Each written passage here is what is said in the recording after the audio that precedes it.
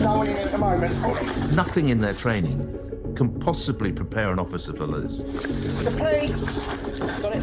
So bizarre, so unusual. Stay where you are. Stay where you are.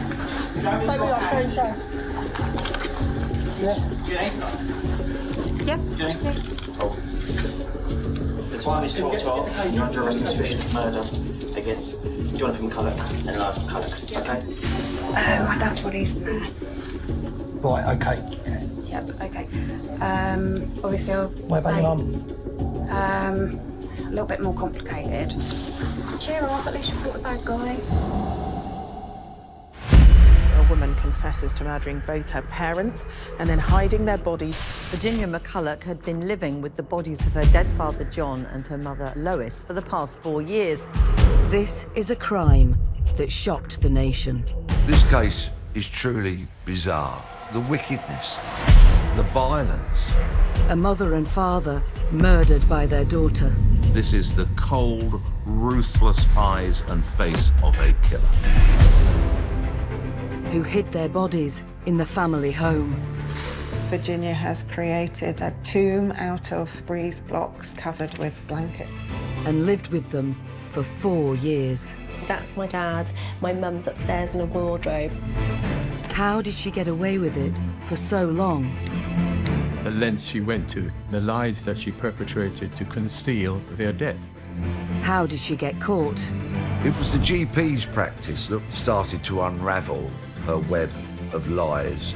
And why did she do it? You don't expect your own child to turn on you, to murder you for money.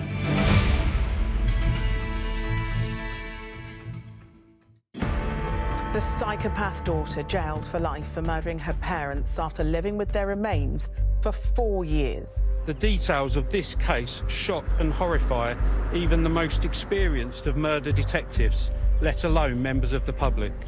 I remember first reading it thinking, this can't be real. How can someone have got away with this for so long? The murder, keeping the bodies in a house and not being caught. That blew my mind. I've been around the news business for decades. As I started to read the story, it was the most shock that I can remember for many, many years. In September 2023, in Great Baddow in Essex, 35-year-old Virginia McCullough admits to killing both her parents.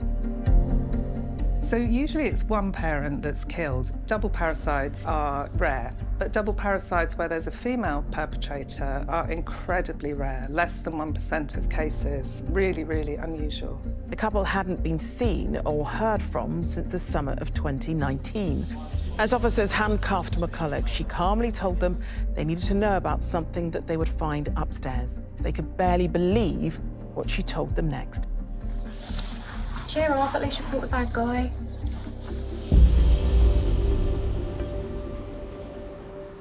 But how did this happen? The case begins years earlier, in a seemingly normal family home. The dad is John McCullough, recently retired as a lecturer at Anglia at Ruskin University. He liked golf, he liked reading. His health was, where you would expect to be in 70.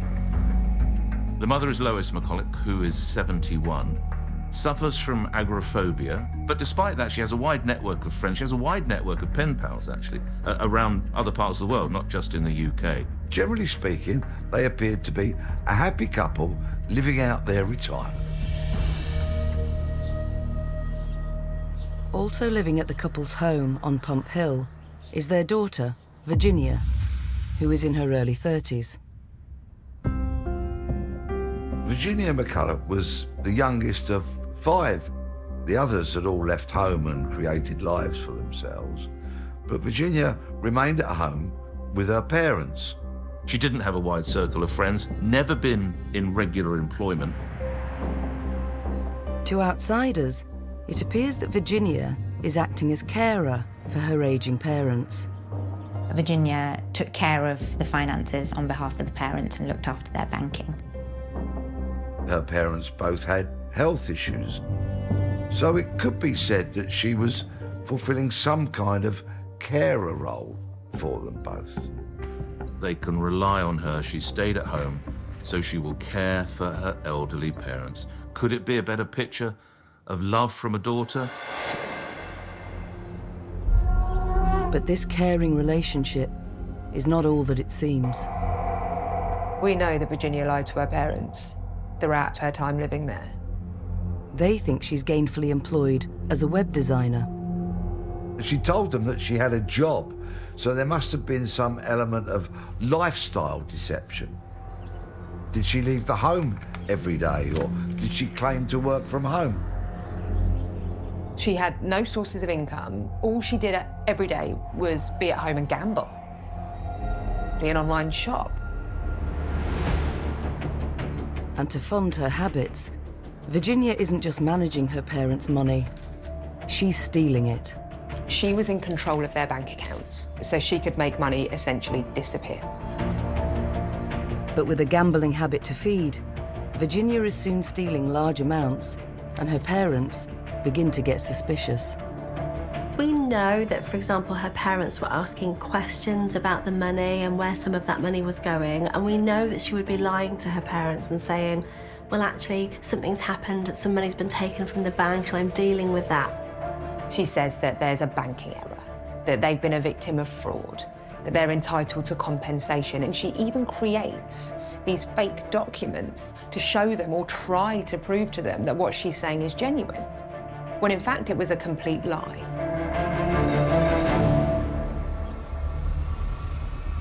By the summer of 2019, Virginia's lies are wearing thin, and she has plunged the family into debt. You can only create this ruse for so long. At some point, she would have to have told her parents what was really happening. She was around £60,000 in debt.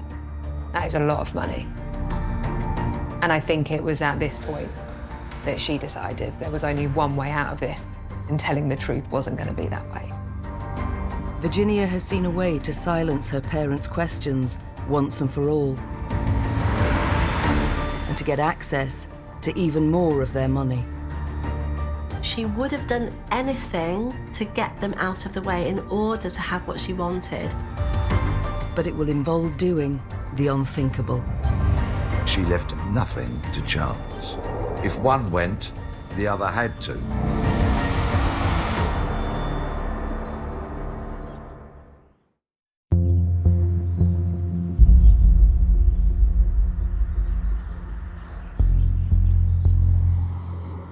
By June 2019, Virginia McCullough has decided on a plan to murder her own parents in their home.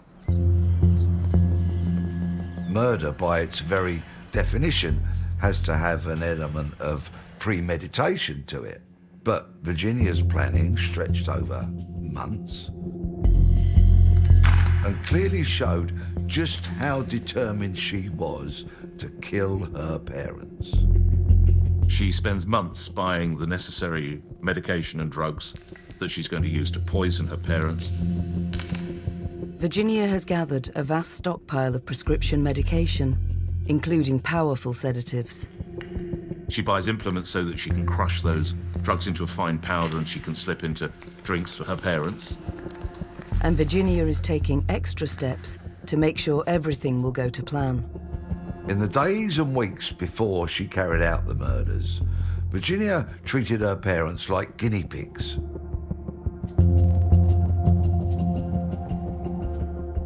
And put sample amounts, practice amounts of medication into food and drinks.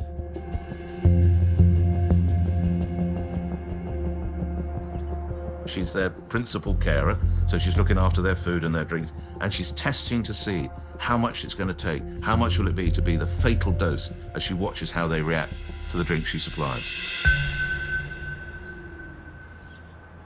Virginia was going to make sure she was successful in killing her parents, and she left absolutely nothing to chance. The kind of cold and quite calculating characteristics of this case makes it really very unusual. Parricide cases are almost always explosive incidents. This is often something that isn't planned a long way in advance. It's something that escalates. But by this stage, Virginia has actually been contemplating the murders for over 3 months. Although she tells us that she'd been planning this since March 2019, I think she'd probably fantasised about them not being in her life for a very, very long time.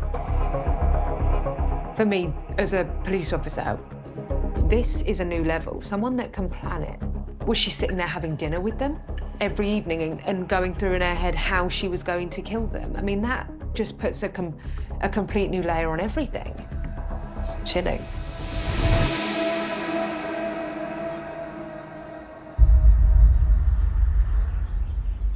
By the time the 17th of June came around, Virginia had practiced, done her dry run, and now was the time to murder them both.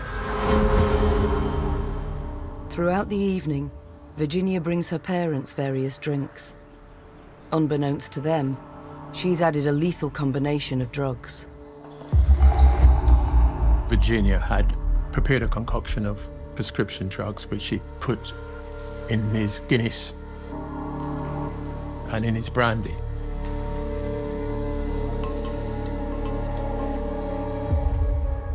Virginia also put prescribed drugs in her mother's drink. Virginia sees that her father doesn't finish his drinks, and her mother has had an even smaller dose. But now she must wait, unsure if either of her parents have taken the lethal amount required. And it is then that Virginia heads to her room. She then just casually goes to bed. Really, I can't get my head around how weird that seems. What kind of person administers poison to her parents and then climbs into bed, goes to sleep as if it was just another day? It takes a particularly wicked kind of mind to have that attitude, I would suggest. She must have gone to that bed that night with her fingers crossed, thinking, this is the night I will have murdered my parents.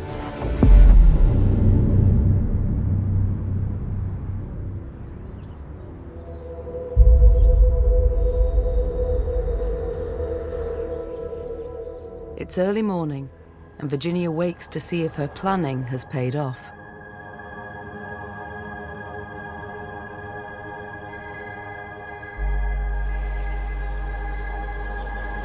There's only one question on her mind. Has she been successful in murdering her parents?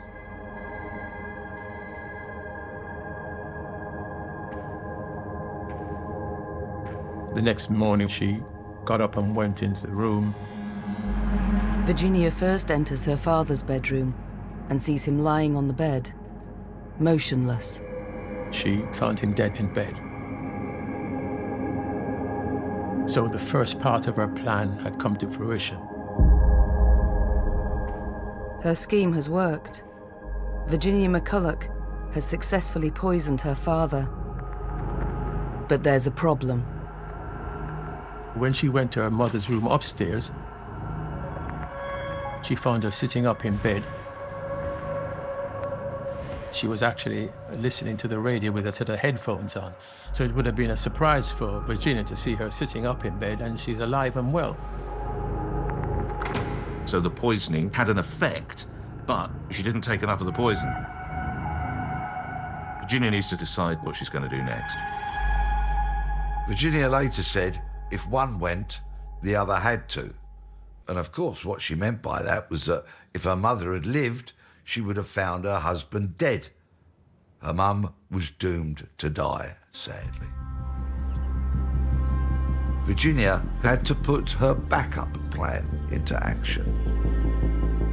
As part of her meticulous preparations, Virginia has even considered this eventuality. She puts on some gloves and moves to the next chapter of the killing. She was prepared. But it was a plan that I don't think she really wanted to execute.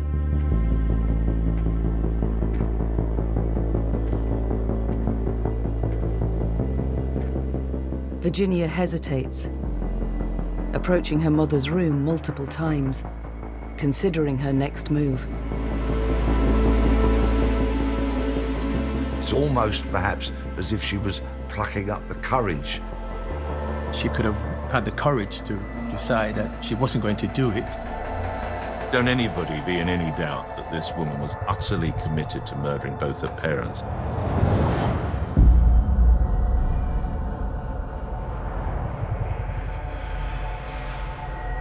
Entering the room, Virginia violently attacks her mother, repeatedly striking her head with a hammer.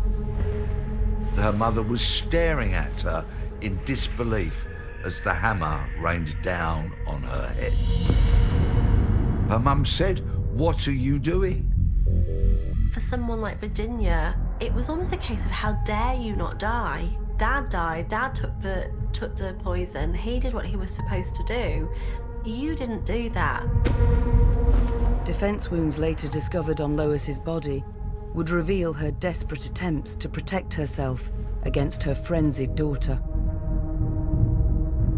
What would anybody make of the mental state of the killer, who described the hammer blows that helped take her mother's life as like playing the xylophone and hitting the notes willy-nilly? That's taking her mother's life. I'm almost speechless. What an appalling, wicked, sick kind of metaphor to use. Astonishing. But Virginia doesn't stop there. It's roundly believed that Virginia gave up using the hammer because it was going to be too messy.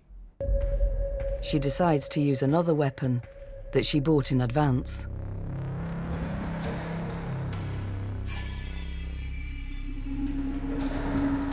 So she then went and got the knife.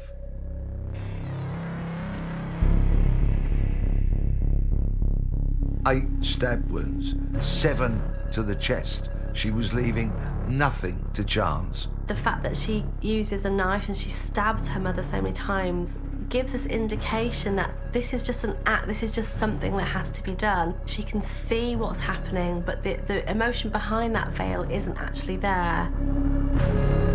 It's a really awful death for the mother, who would have known that her own daughter was killing her.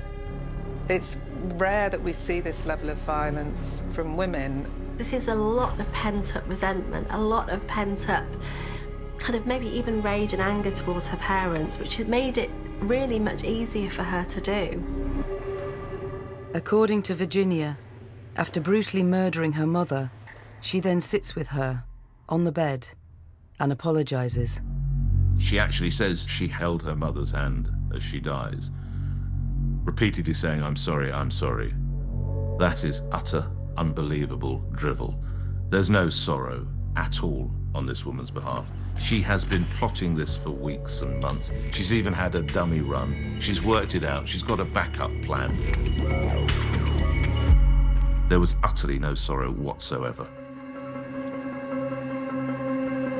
By the time neighbors are just waking up, Virginia McCullough has already successfully executed her plan to kill both her parents. But this is just the beginning. Her next steps will be critical. Confronted now by the horrors of what she's done, Virginia has to work out what happens next. Murderers usually want to create some kind of distance between the body, the evidence, and themselves. But Virginia took it to a completely different level. It's the 18th of June 2019 in the quiet suburban village of Great Baddow. But whilst most of her neighbours are still getting ready for work, Virginia McCullough is dealing with an unthinkable scene. In a premeditated act, she has just murdered both her parents, poisoning her father and bludgeoning her mother with a hammer before stabbing her 8 times. Confronted now by the horrors of what she's done, Virginia has to work out what happens next. And the meticulous detail with which she planned, rehearsed, and then executed the deaths That level of attention seems to have vanished, because now it becomes almost haphazard. With the bodies of her mother and father still lying dead in their beds, her next movements will be crucial if she's to get away with it. Murderers usually want to create some kind of distance between the body, the evidence, and themselves. It's commonplace for murderers to try and cover up their tracks in the minutes, hours, days after they've committed their crimes. But Virginia took it to a completely different level. Rather than worrying about how to conceal their bodies, McCullough's first concern is about her own. During the frenzied attack on her mother, she has cut her hand. She's not locking herself at home, remorseful, regretful, riddled with guilt. She went on like everything was normal. The deception begins. She goes to the local GP, shows them the injury, and obviously is asked, how have you done that? And she said, oh, I made a cut while I was chopping up some vegetables. And really, is the GP going to think when she turns up that that was inflicted by stabbing her mother? Would anyone in their right mind do that? With her injury taken care of, Virginia's thoughts turn to the bodies of her parents, and using her father's credit card, she goes shopping. One of the most intriguing aspects is the brazenness of what she did. She's ready to start robbing from her father before he's even cold. Then she goes off to Chelmsford Town Centre, where she purchases some plastic gloves and 2 sleeping bags. This shows really how her mind works in terms of her thinking practically. She's just using what she has access to. She's using the knowledge that she has to try and make something to conceal the bodies. Back at home, these sleeping bags become her mother and father's makeshift body bags. A lifeless body is difficult to maneuver. It takes a considerable amount of effort, especially to get somebody into a sleeping bag. This was quite a physically demanding thing to do. She doesn't have long. Left undisturbed, a dead body can start to decompose within 24 hours, especially on a warm June day.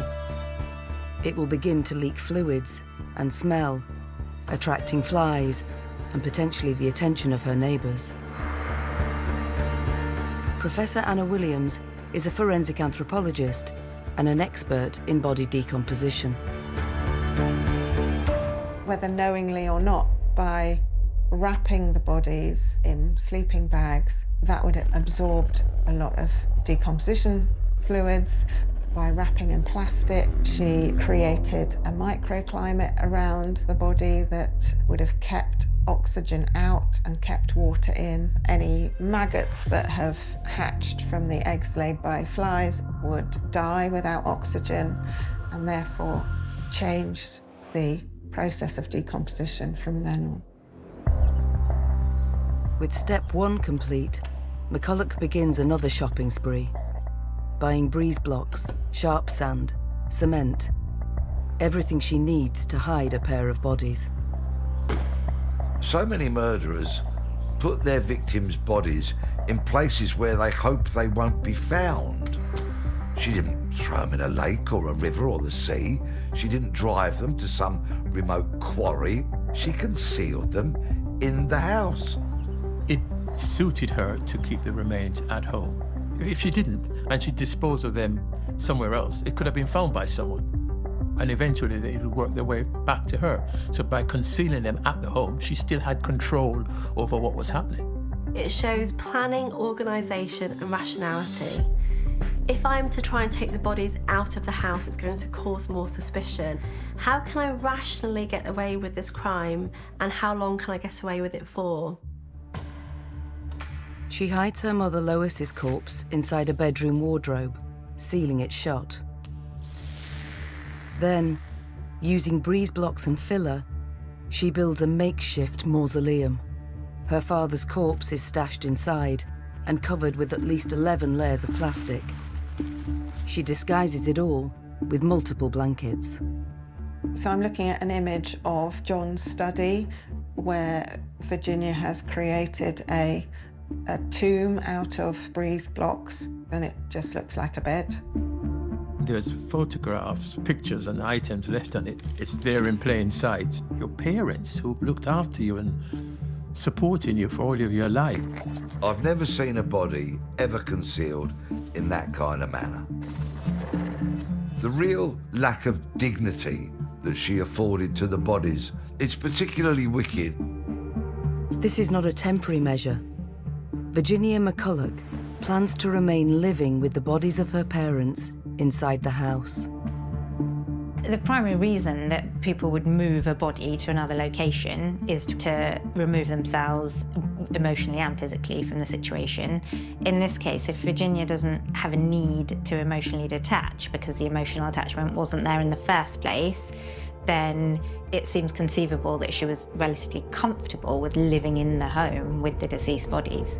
I think what she wanted to do was forget that they existed and literally lock them away physically and lock them out of her mind. I've been a murder detective for a long time and I'd never come across anyone where they've killed someone and then tried to live with the remains.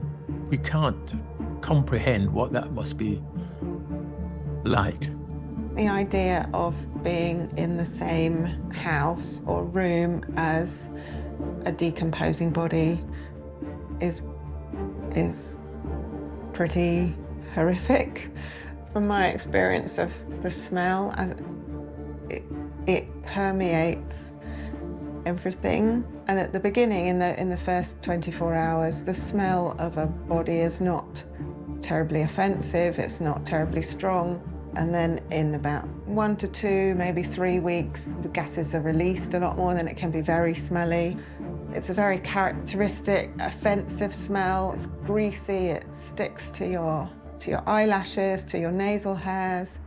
But if the body is enclosed in an area that's sealed up, then that smell will be contained. I just think Virginia must have got used to it and somehow lived with it. But Virginia doesn't live like this for weeks or even months. She shares a home with her parents' corpses for more than 4 years. She does it for one reason: money. The day after she committed the crimes, she went into town, had a little bit of a spending spree and bought some clothes and some jewellery. I think that for her, that shopping spree after she'd killed her parents was her version of celebrating. After being supported by her parents for most of her adult life, with them out of the way, her behaviour escalates.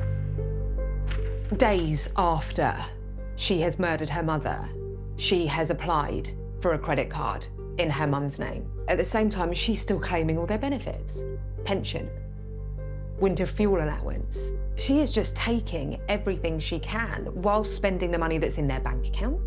She impersonates her father and makes a phone call to his private pension company to see if she can get an early release of his funds. It becomes a bit of an obsession. She is opening bank accounts, cards, credit cards, all in their name, which probably back in the day would be quite hard to do. But we live in a society now where you can do everything online. Everything could be done from the 4 walls of their house. And that's exactly what she did. Virginia's plan only works if people continue to believe Lois and John are alive. So she moves quickly. 2 cover-ups are underway. Cover-up of the dead bodies and cover-up to the siblings. Where have they suddenly vanished? And very soon after the murder, she's starting to send text messages. She uses her dead mum's phone to text her sibling saying the parents are by the coast. They're alive in Walton. Virginia convinced everybody she came into contact with that her parents were still alive. This meant other family members, companies, credit card companies and the like, the GP's practice, everyone. What about birthday cards to children, to friends, to other relatives? Pre-printed cards, you can get those. Brilliant. So you don't need to see the handwriting. That's all covered. And her mother's brother, her uncle, to whom her mum was very close. She even starts sending letters to him, tries to keep him on side as if nothing has happened. She's working 8, 9, 10 hours a day, creating this lie, getting material to support that lie.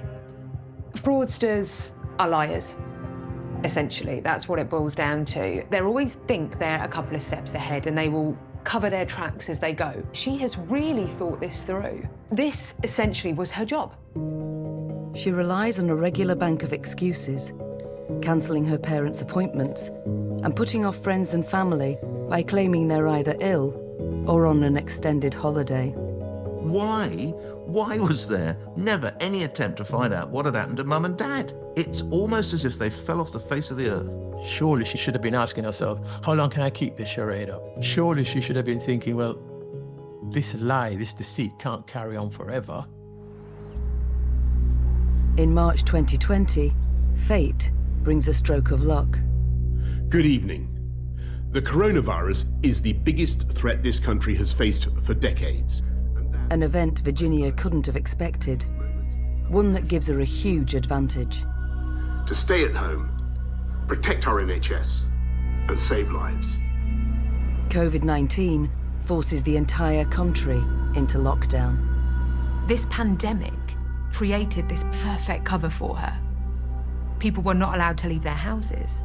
They weren't allowed to socialise. It seems so surreal now, but that was the reality. She must have thought that all her cards had come up at once and that she was suddenly in a bed of roses, and it bought her probably many precious months to continue the lies. Virginia maintains her complex web of deceit, even after lockdown ends. Using different SIM cards, she sends regular text messages to her parents, friends and family, and even impersonates her mother on a call to one of her own siblings. Takes quite an exceptional level of cognitive skill and ability to be able to keep up with a string of lies over a period of time. I think, quite honestly, she would have gone on for as long as she could have. And yet that's a very taxing, very tiring way to live. It's really tiring to have to fill in forms and pretend to be somebody else, to text family members and say it's Mum. Virginia's behaviour becomes increasingly bizarre. It's thought she makes more than 200 calls to the police about a variety of trivial matters. She has the audacity to ring the police pretending to be her mother. That is part and parcel with the fraudsters I deal with, who think they are above everything. They think they're clever. They like being one up on other people. Even stranger, in August 2023, she calls police to allege an assault, in which she was reported to be the victim. This leads them to visit the house. It's a high-risk strategy. Why make up an allegation of assault when you don't need to? You don't need to have police turning up at the address. So why did she do that? Was she bored? Did she want to move it to a new level? Did she want to get some bizarre level of excitement or thrill? Did she want to almost make the police look stupid? Nothing ever came of this allegation. Nobody was arrested, nobody was charged. It makes no sense to me whatsoever to make an allegation of assault to the police when you've got the decomposing, rotting, dead bodies of your two parents hidden in the house. We'll probably never know why she decides to play this risky game. And for now, she escapes suspicion. But time is running out.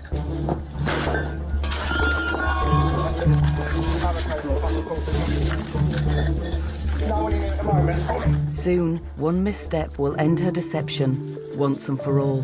The fact that they were forced entry would make me believe they knew that they were going there to arrest a murderer. The police! Got it. They were taking no chances. I strongly suspect they thought there may be hidden secrets in there. Stay where you are!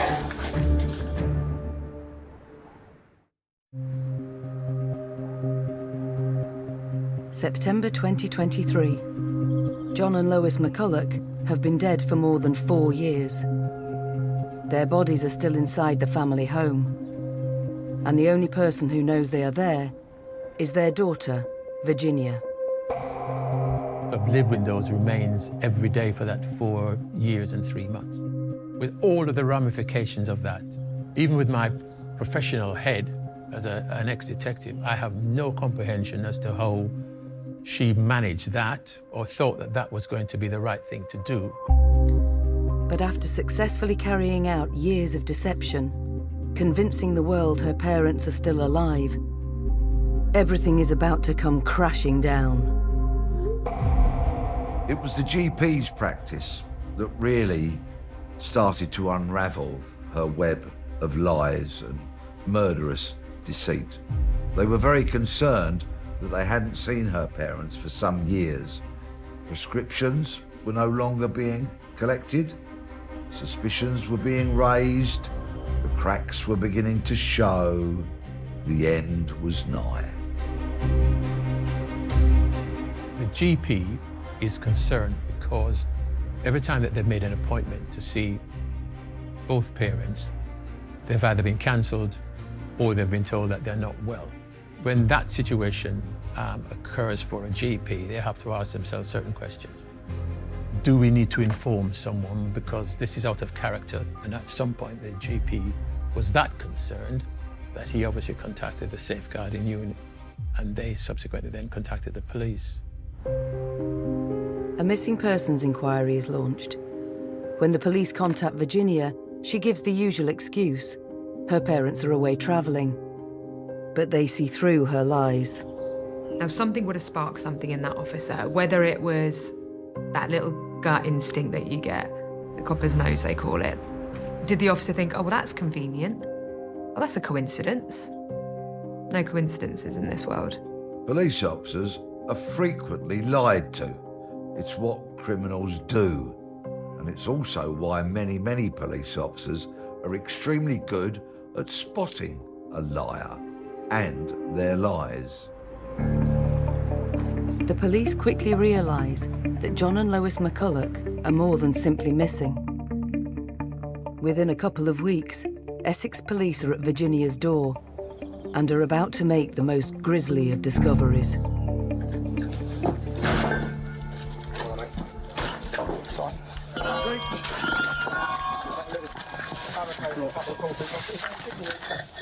No one in here at the moment. Hold on. The police acted extremely quickly. In that small window, it has gone from a missing person to murder.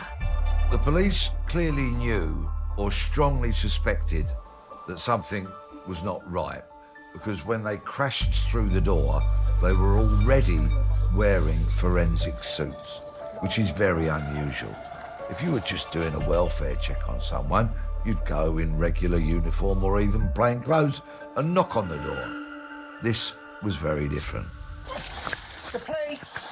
Got it. Stay where you are. Stay where you are! But how does a simple welfare check become a murder inquiry?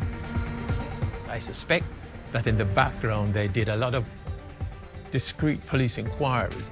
They would have looked at cell site analysis and thought, hang on, she's saying they've left the home for holiday, but their phones are still at the address. They could have looked into the spending on the bank accounts and seen maybe this isn't consistent with their spending.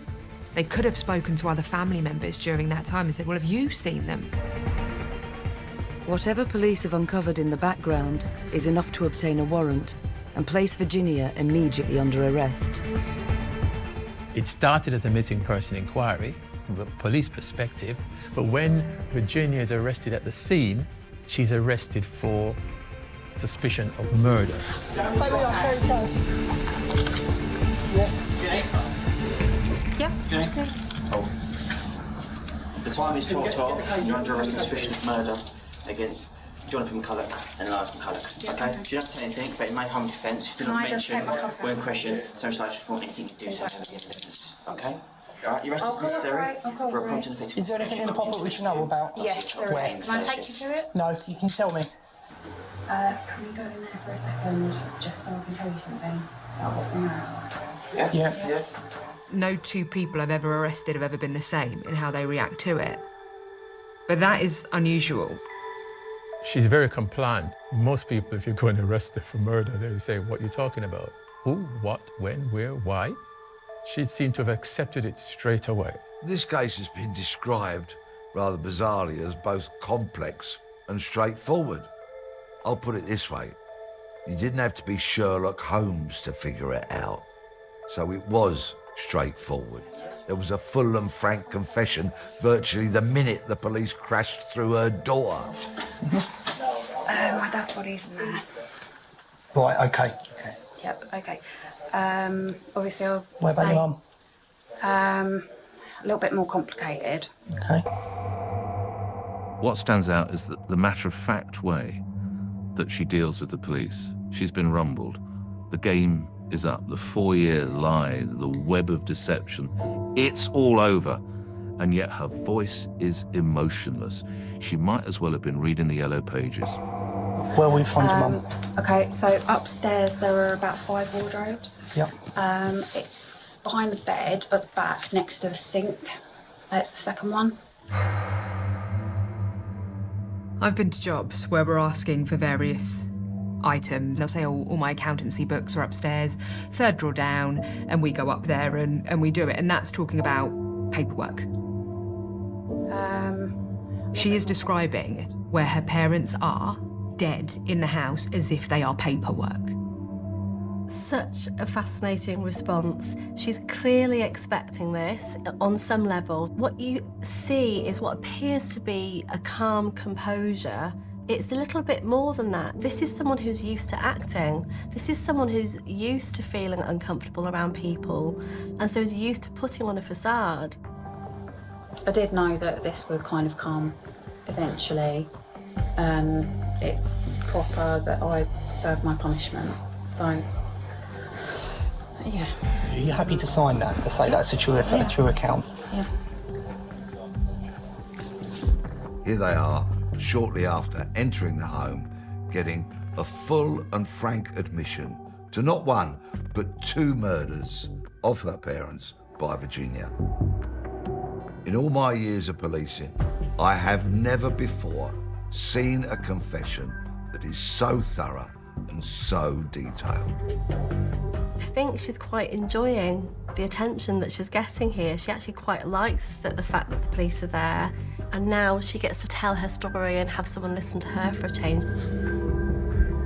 It also reflects a mismatch with reality in terms of the seriousness and the gravity of the crime, to be able to talk about it in such a matter-of-fact way.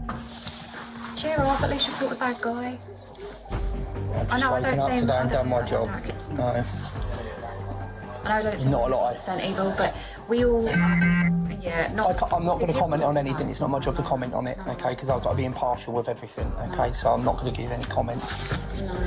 This is the cold, ruthless eyes and face of a killer.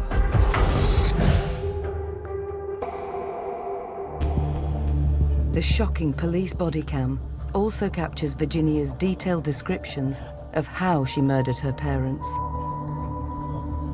I slipped a pile of those into his drink.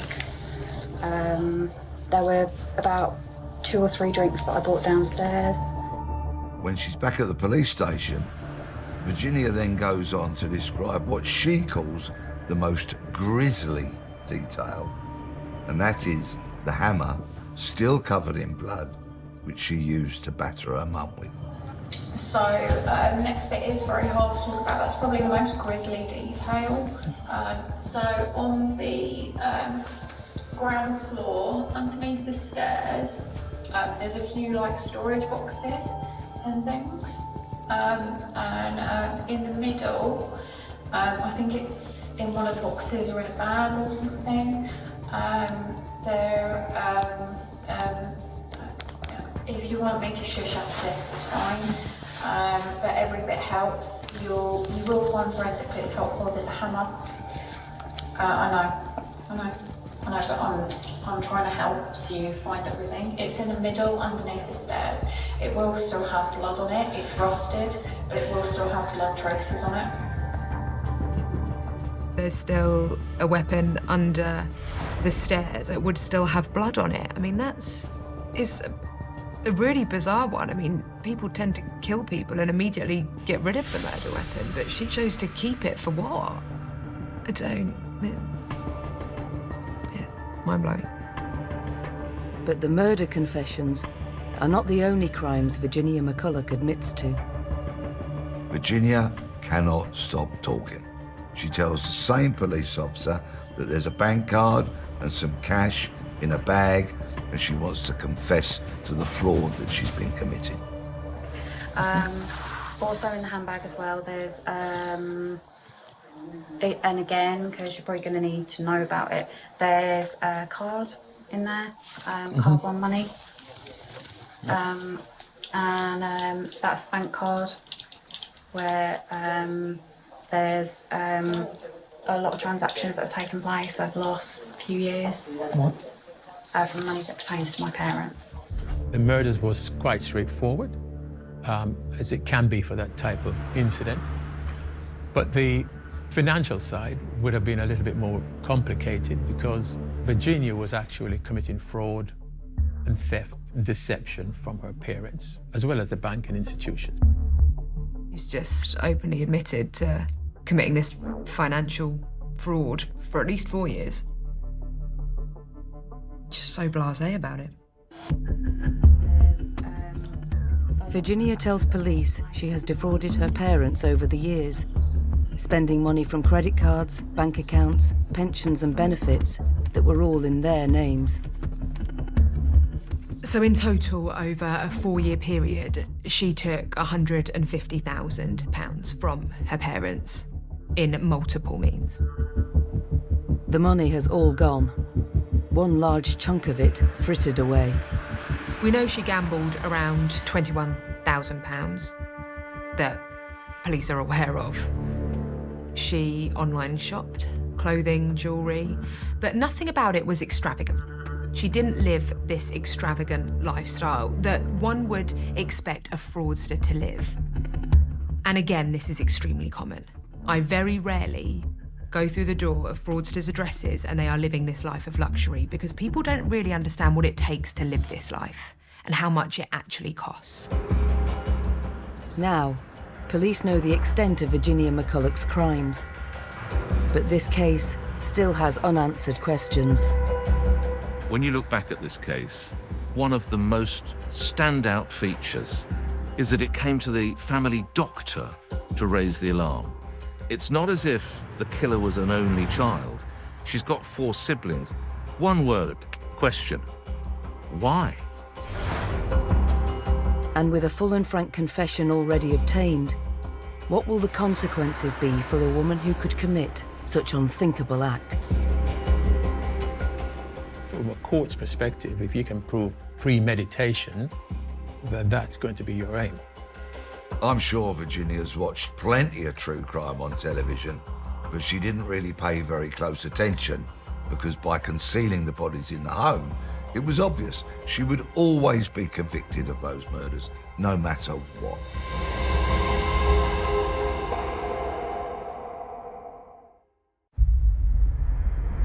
October 2024. Virginia McCullough attends Chelmsford Crown Court to be sentenced for the murder of her parents. She pleaded guilty to both murders. She didn't really have much of a choice. We're at a trial, which is just a trial now for sentencing. We know her guilt. She's admitted her guilt.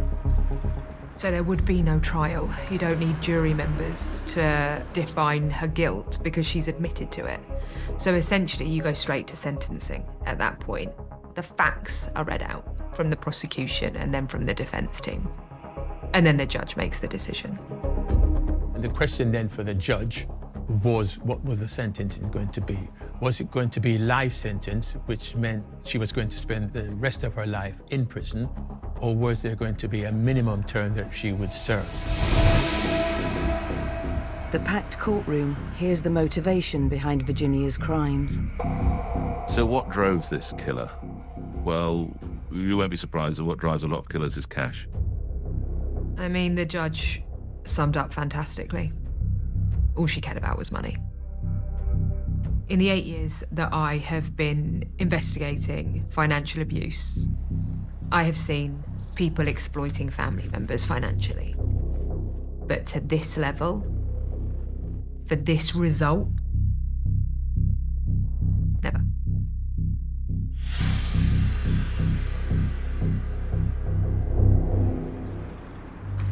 As part of the sentencing, the judge considers Virginia's psychological evaluations. When adults commit parricide, the component that's found time and time again is that there's a mental health implication of some sort. Virginia was assessed by a psychiatrist, and there was mention of several mental health difficulties and neurodiversity. So there was psychopathic tendencies, acute psychosis, autism, personality disorders, and mild depression. Having taken into account those various different mental health diagnoses, the judge concluded that in this case there was no impairment of the ability for Virginia to understand what she was doing. Even though the judge didn't see her mental health problems as legally causative, she's obviously a young woman with a catalogue of problems and difficulties and issues. Although she was not formally diagnosed with a personality disorder in the way that it had any impact on her conviction and her sentencing, what is very evident are the traits that come through in terms of elements of antisocial personality disorder, and in particular psychopathy. The lying, the deception, the fact that it was very, very cunning, very, very controlled, and she was a predator in terms of how she went about committing the crime. Personally, I think anyone that can kill their own flesh and blood is a risk to anyone. You're killing someone that has loved you, no matter what, that have supported you. If you can murder someone so close to you, you're capable of anything. The judge sentences Virginia to life, with a minimum term of 36 years before she can be considered for release from prison. She is an intelligent manipulator who chose to kill her parents callously without a thought for them or those who continue to suffer as a result of their loss. This process, from the finding of John and Lois's remains to the unravelling of McCullough's web of lies, has taken a huge toll on the wider family network. She was given a minimum tariff of 36 years, and that's actually very high. Usually the tariff for a life sentence is around 15 to 30 years, but there were circumstances here that the judge pointed to of the calculated planning, the hiding of the bodies afterwards, and the fact that she killed two parents. She will be well into her 70s before she even becomes eligible for parole, and it's far from guaranteed that that will ever be granted. Virginia will be at the age that she killed her parents when her minimum term is over, which is quite chilling. Virginia is finally behind bars. But this shocking case has left lingering questions. Chief among them, how did this tragedy go undetected for so long? Her actions have impacted on lots of people. First and foremost, mum and dad, but also family members, the GP, because there'll be lots of people who will be thinking, could we have done something at some point to have prevented what was happening? There's probably a family racked now with remorse. Why did we not do more when we didn't hear from mum and dad, or they didn't see their grandchildren for a number of years? Why was it left to the family doctor to blow the whistle? They have been left utterly devastated by the circumstances of this case, and they continue to feel the loss of John and Lois each and every day. It's not just the three lives that we've discussed, of course, that have been changed. The two people have been murdered and the murderer. There's a whole family now that have to come to terms. There are grandchildren, a family that we were told was very close, that they used to joke, they used to delight in their grandchildren. As she sits in prison, her mother and father are dead. She's responsible for that, but she's now taken those people away from extended family, from her siblings. We hope that when people go to prison for something as serious, certainly as Virginia has committed, that it gives someone time to think about what they've done, that they feel remorseful. But I don't think she's capable of that depth of feeling. There is nothing human about her. It is vile. It is scary.